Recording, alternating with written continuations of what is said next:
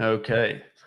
Welcome to the very first episode of the podcast that don't have a name yet. So, on this episode, like I said, very first one, I'm going to be interviewing Justin Murphy.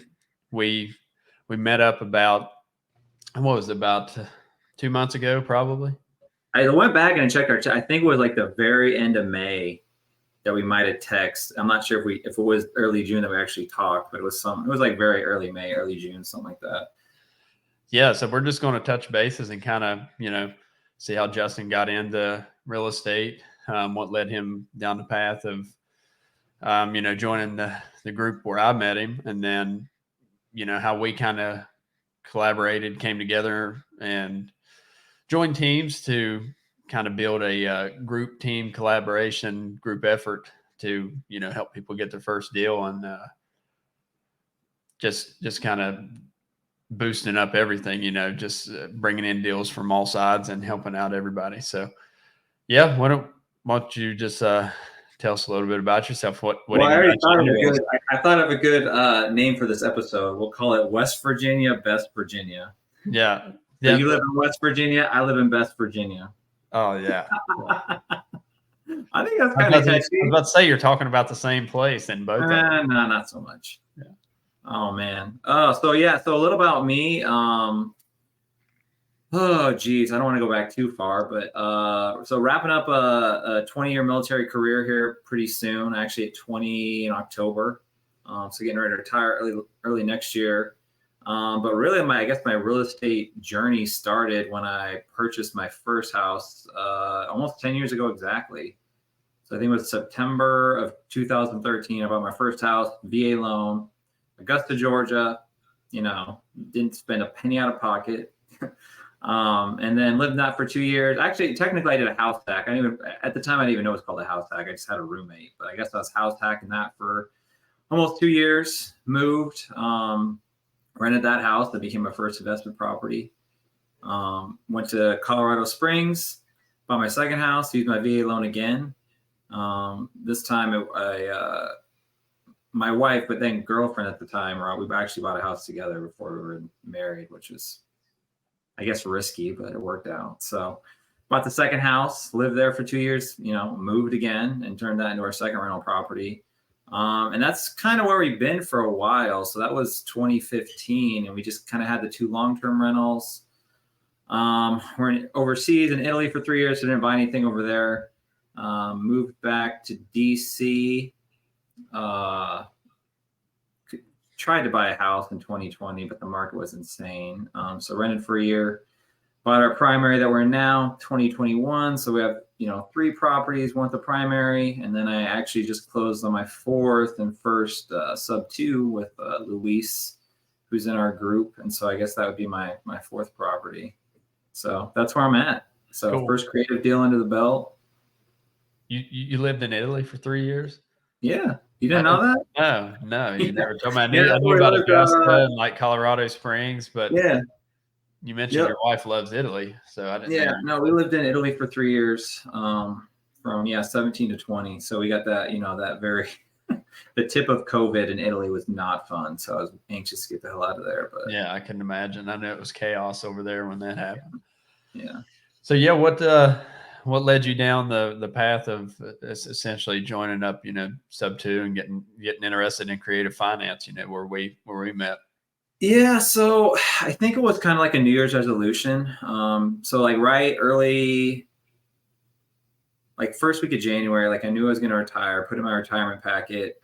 And so kind of I knew I wanted to expand our real estate portfolio. And ideally my plan was I'm just going to use whatever retirement pension I have, any kind of VA disability payment, I was just going to use that to buy real estate and then just live off whatever my future salary was, right? So that was basically just passive income, basically, and I was just going to reinvest it. But then obviously as interest rates start spiking, right, it just seemed less and less feasible, like looking at things like the Burr method, and I'm just like, the hell is this going to work? And honestly, I don't even know the first PACE Morby video I ran across. It was probably in January or something, and I got inundated, probably like 95% of other people. And of course, just got fed into the algorithm. It just seemed really cool. And of course, he makes everything look so easy, right? So easy. And this is the perfect time to do creative finance because interest rates are going up. And, I just kind of went down that rabbit hole for a few months. Still didn't know if I wanted to pull the trigger. I had taken a couple of other interviews with like, I don't know, real estate guru programs or whatever, but insert name. Yeah, insert name. And it, like nothing really clicked, and it was just like, and I mean, it was like a big investment, so I was like, that doesn't sound right. And then I don't know, it was just April. That's when I turned 40, and I don't know, I guess I just took a leap of faith. I'm like, well, I mean, for early part of the year, I was just kind of trying to do stuff on my own, and nothing was really clicking. Right, I was trying to like talk to some agents, talk to some owners. Nothing was really happening. Just kind of I guess, dreaming, really. Nothing was really taking hold. So I'm like, well, I got to do something to change it up if I actually want to pursue this. So yeah, I mean, really, that's what it was. I took a leap of faith. I'm like, well, we'll see if this works out or not. And so, yeah, so April, about mid-April, maybe like 15th or 20th, something like that's when I actually pulled the trigger and joined. Yeah. I think it's going to be something that a lot of people's doing here, just because we have this conversation on a daily of interest rates and stuff where it's going now. It's just cash flows like it's non-existent. So yeah, no, really, it's because I mean, everyone that even tried to do the BRRRR method back in the day, right? Like one of the biggest R's is the refinance. And if you refinance it and you can't cash flow, then you pretty much just blew up the entire model. So what's the point? So yeah, I don't really know. I mean, I guess there's probably some markets where it might work, right? Maybe like lower appreciation markets like the Midwest or something. I haven't really looked into that, but I don't know how you do it with traditional financing, how you find an investment property that cash flows, unless you're doing like, maybe like your only model is like short term. And so it's like super accelerated or something like that. But trying to do like something traditional, even like a long-term rental, I don't think you're going to find much at all. Yeah. No, I don't think so either. Like I said, we talk about it tons. I mean, it's hard enough, right, to find places that cash flow with a decent interest rate. It just don't seem like the rents have raised a little bit through COVID, but I don't think they've caught up to like everything just else that's went through the roof during this time. Well, the other weird thing is that, I mean, real estate prices just jumped at unprecedented levels between like 2020 and like early 22. Like it was crazy how they just skyrocket out of nowhere. I mean, and so yeah, it's when you kind of think about that, it's kind of it's a little more palatable that rents wouldn't keep up with just how quickly housing prices went through the roof. Because I mean, just looking like at my first house outside Augusta, like that thing for like the first 5 years didn't appreciate for crap. Like it was like really just, I mean, like barely at all. And then like 2020 hit, and then it just shot up. So, I know what it looked like before 2020 and see what it did after. So yeah, it's kind of unprecedented time. So just, creative finance is working for me. So I like it. Yeah, it's definitely a game changer. That's for sure. Whenever you really get to learning it and stuff. So why don't you just touch bases a little bit on, the group, how it became and kind of how we started out. I guess it's well, I don't know exactly what your vision was, right? But I think you posted some kind of message in like middle May, end of May, something like that. It's something like you need help or looking for people to work with or something. And I think at the time I was looking for someone to kind of latch on to. I had kind of joined a semi team for like a week where basically I was just cold calling for free, and it was miserable. And I'm like, I'm not doing this anymore. So I gave up on that and was just looking for something, right? I needed someone to kind of gravitate towards. And yeah, I don't know. I sent a message and I think you text me, and I think it took us like a week or two to actually get on the phone. But I mean, that's kind of where it kicked off. And honestly, I'm trying to remember. I mean, you got a group of people, I guess you had talked to, and I think you just started Discord and we just started BSing, and it's hard to even remember like how it started, right? Yeah, I think it was just, I think it was just, I didn't really know where to go with it from there. Yeah. It's just like I tell you guys, I figured that I would have like one or two people like reach out to me. There was like 20. So I was like, now what? Like I gotta kind of figure out a way to make all this work. So I'm like, I'm just gonna start reaching out and see what happens. So just started reaching out to people. And it just kind of, I guess, kind of morphed into this idea. I could tell right away, from the very beginning that, you were somebody that had structure, you wasn't just, I don't know how to put it, but without like, pissing a bunch of people off, I guess. But you're one of the brighter ones of the group, of the early batch that I did talk to. So the early people that I did talk to, I could tell you were a leader. I could tell you were good with systems, especially when you came into the Discord and I just started a server and we just had one generic chat in there with nothing else. He was like, "Hey, can I fix this?" I'm like, "Yeah, go for it." So I think that's how it became. And then just, Do you remember how that happened though? I tell people that. I think it's hilarious. I told you to make me the admin and you're like, how do I do that? Yeah. So I had to go find a YouTube video to send you on how to add me as an admin. Yeah, you're probably like right at that point, like, who's this idiot I'm working with? Oh man, yeah. So I'd been in Discord. I had like actually built the platform, so I just kind of learned. It wasn't that complicated. So, yeah, just built up that Discord, and I don't even remember how we got on low equity. I think we just did. You suggest it? I felt like I was already kind of looking at it, and just figured like we're just gonna run with that. Like that just seems easy enough. It was something in my head, and I figured it would be a little bit easier, maybe than like barrier or kind of entry point, and less barrier of entry for the newbies. And this kind of birthed, this group kind of birthed into something that we never had intentions of it being at the beginning. And I'll kind of let you touch on that, just kind of, where we're going down that road, I guess, anyways, and how it kind of morphed into what it is now, and what we're really trying to do with it, and through, like collaboration and stuff. So. Yeah. I mean, I think originally, I don't even know how to describe it, just like a hangout, right? Like a club, right? Just BS, talk real estate, I was pulling lists kind of for people to call. But like, and we probably did that for at least a month or so, right? Probably a month, maybe 6 weeks. We weren't really like doing much, right? I don't think anybody was really getting anywhere close at all, really. And so I don't even know. We're just like spinning our wheels, not really doing much. Some people are making calls and stuff, but not really getting much traction. I think we'd maybe sent in a few offers, but really didn't have much more than that.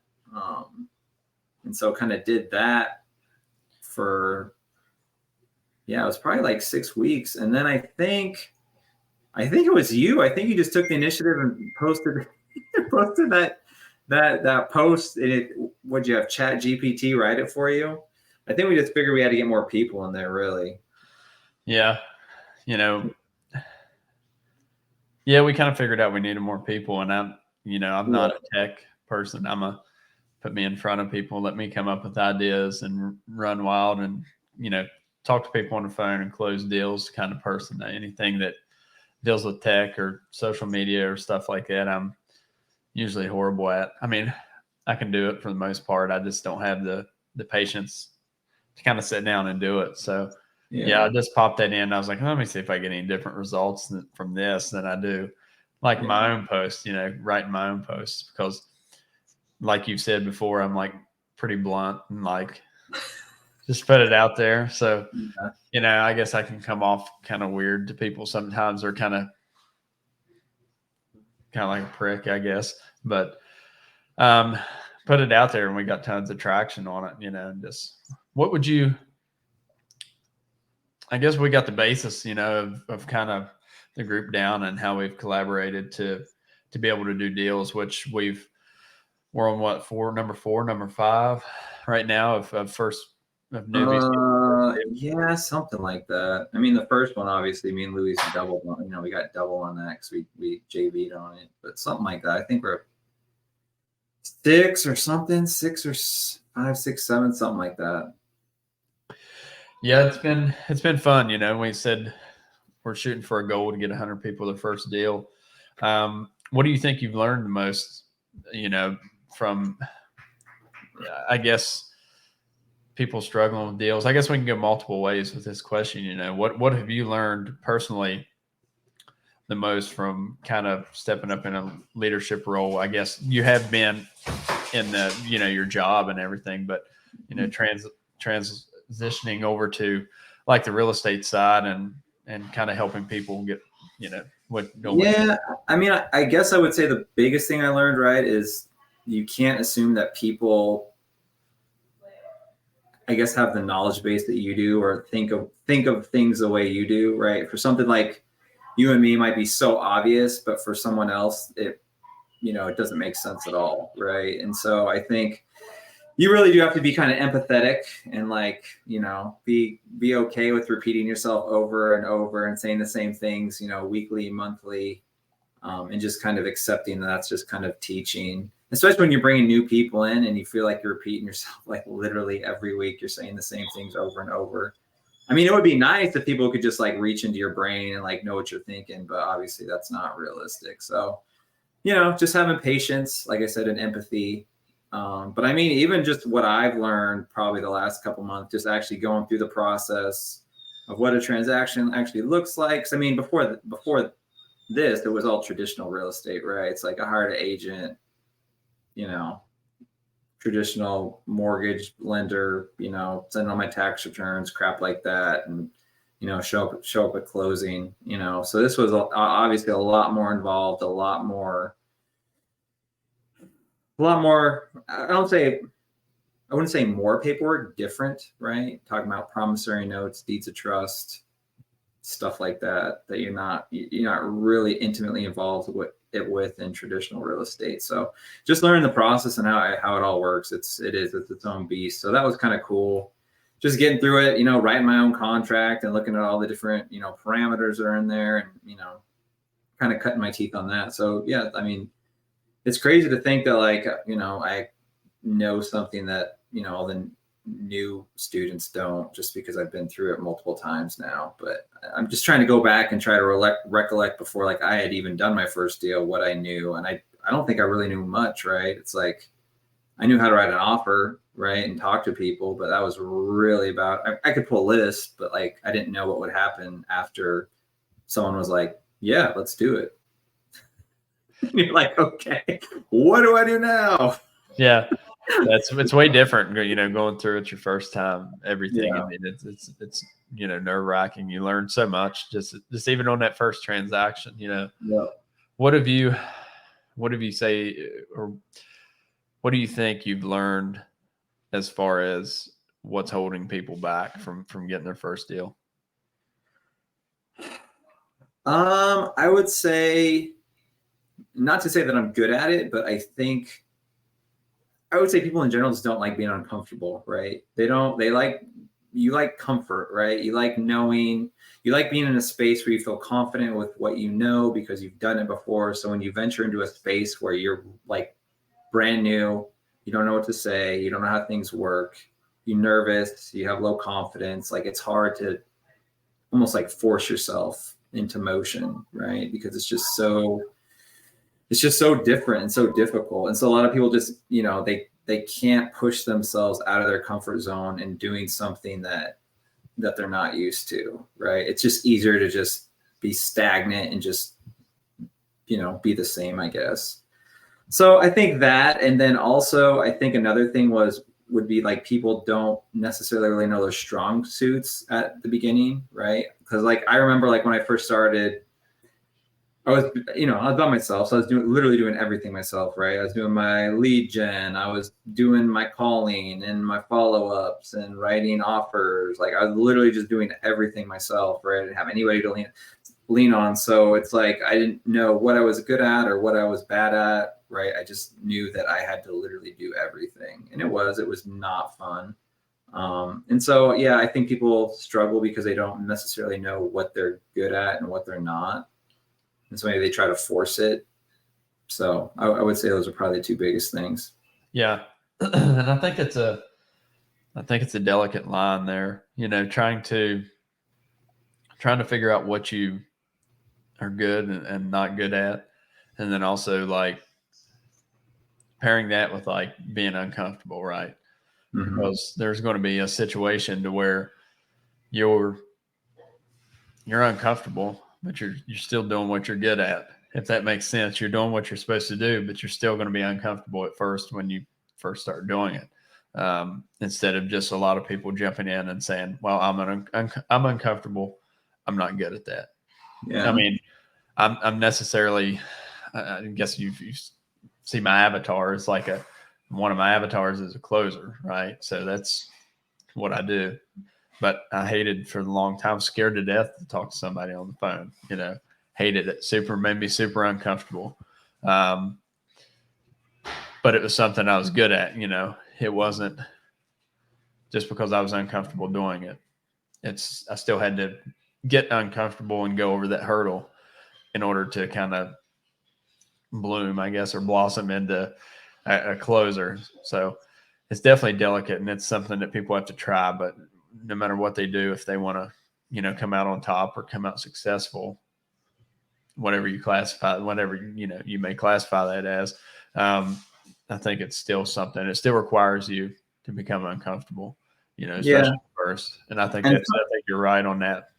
Yeah. I mean, something else I just thought of too is I think people are also hesitant because they're afraid of failing, right? They want to be good at everything the first time. And if you really think about it, there's literally nothing you do in your entire lifetime where you're good at it from the start, right? You're terrible at talking and walking when you're a baby. You're terrible at spelling when you're in, grade school. I mean, there's just nothing in life you're going to be good at when you first start. And people just want instant gratification. So maybe they try something, maybe they try it, and obviously they're going to get kicked in the teeth and they're going to fail and they're going to be down on themselves and be like, this is stupid. I don't like this. Instead of just kind of embracing failure as a necessary part of the process. So either, they fail and it just kind of breaks them down and they don't want to deal with it anymore, or they're just too afraid to fail to even start, right? They're like, if I don't even start, then I won't fail. Therefore, I'm not a failure. And so I think that also probably contributes to some of the stagnation. Is just, instant gratification, wanting to be good from the jump. And then when they realize that doesn't happen, they just kind of quit. Well, it's something definitely strange because everybody seems to apply that to everything except business. Like for whatever reason, like they're like, oh, I'm not that good. I just started playing guitar. I'm not that good. I started a week ago. But in business, they're like, they do something for, including myself. Like I was terrible at it, right?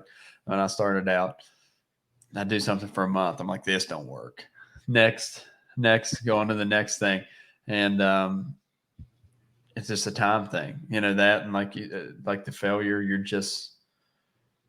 don't accept it and you don't want to do it and you want to be, it causes a lot of overthinking. I think that comes from overthinking is, overthinking stuff and basically thinking you should know everything and using like, I don't want to fail. That kind of fills your head when you overthink, I don't want to fail. I don't want to fail. I don't want to fail. But I think it stems from overthinking and thinking you have to know every little aspect of everything before you even start. And I was terrible at that when I started out. So, yeah, I think it's just lack of action because of fear of failure, or which leads back to kind of overthinking. But yeah, I mean, no, I mean, I'm the same way. I mean, you like to know everything, right? You want to be prepared, right? So when people ask you questions, you want to know the answer. Or if you encounter a problem, you want to already know how to solve it. But the truth is you're not going to know until you're like in the thick of it. Yeah. Because just thinking back in the last couple of months, I mean, there's problems I know how to solve now because A, I've encountered them before, or B, I encountered them and I failed, and now I know how I would address it in the future. And it's just, I mean, I guess potentially if you just studied nonstop, you might have a shot at knowing everything. But it's like, is that really worth your time? Probably not, because then you're not making any progress. You're just knowledgeable. Yeah, I mean, I can tell you how to ride a bike all day long, but until you get on the bike yourself and pedal it, it's a whole different story. You know, like I knew everything. Like once I started finally doing deals, like I knew everything about the transaction because I, you know, dove into everything so hard, and it's like I got to know every little aspect just in case something happens. But it was still like when it actually happened, I was like, oh man, like I learned way more from this than those 2 or 3 months that I spent just deep diving, going down a rabbit hole in this thing, you know. So I think everybody benefits a lot more from just jumping in there, screwing stuff up, surrounding yourself with team or more experienced people that can jump in and help you through those.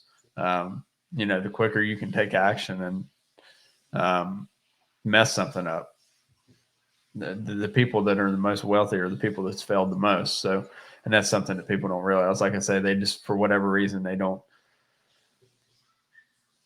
apply that rule to business. They think they should be a success overnight. Yeah.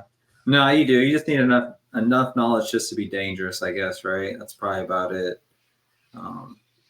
Yeah. It's like those wind up toy things, right? You just wind them up and just point them in the right direction and then just go, you know, until it hits a wall, and then we'll help you out around it. So what do you so yeah, I guess we're probably coming to wrap this thing up, but what goals do you have, or where do you see yourself going in real estate in the future? I mean, right now I'm just enjoying the ride. I mean, I think ultimately it's just keep going until I don't know, you just keep going, right? Until something else. I mean, I would say even on up to this journey, right? I don't think I went like had like a very like structured plan, right? It's just go forward and opportunities will present themselves, and if you want to go towards them, then you just do it, and if not, then you pass. And that's happened with Bolt like multiple times, right? There's been opportunities I was like, that's a great deal, I'm going to take you up on it and go forward, and there's been somewhere I'm like, that's not really for me, and I just pass on it. So I don't think I really have like I need to get 100 doors in, you know, the next 2 years or anything. It's just, no, man, I'm just going to keep going forward. You know, I mean, the goal is obviously to buy and hold, but I mean, you can't just hold everything, right? So it's like some things you got to pass off to other people, and, you know, so just keep going forward, just getting more deals, getting more properties, getting more cash flow, getting more capital, and just sky's the limit, really. Awesome, man. Awesome. Where can people reach out to you if they want to do deals with you? Let's see. So I'm trying to think now. So I'm trying to remember what my handles are. So you can find me on Facebook, Justin Murphy. I guess I'm in the sub 2 group if you look in there. Instagram, I know my handle is MurphDizzle83. That's Dizzle. That's probably the 2 easiest places to find me. Yeah, so pretty much. I'm on LinkedIn too, so I've got a pretty decent LinkedIn profile. I was pretty active till I started doing a lot of deals in sub 2, to be honest with you. I would say I was really active till about the end of May, early June, and I've kind of tapered off just because I've been focused on real estate. But prior to that, I was pretty active in LinkedIn, so you can also find me there. Yeah. Yeah, I would say those are probably the primary platforms to get a hold of me. Cool. So that's one that I never really. LinkedIn, I started to go down kind of the rabbit hole a little bit when Gary Vee was shouting LinkedIn, you know, but never really made the full leap. Yeah, I need to go post the update and be like, why haven't I been on LinkedIn? It's because I've been doing so many deals, man. Yeah. I don't have to post in LinkedIn anymore. So no, I need to get back in there though, at least a little bit. It was more like my military transition, and people were getting a lot of value out of that. So I need to go back and just tell people what I'm up to. So they know I didn't, quit. It's just I've been so busy with other things. So yeah, absolutely. Well, man, I appreciate you jumping on. Like I said, you're the special guest, very first. So number one. Yeah, you won't be the last. We'll have a bunch together, so I'm sure. But I appreciate it, man, and guess enjoy the rest of your evening. Yeah, you as well. Thanks for having me on. Yeah. See you later. Later.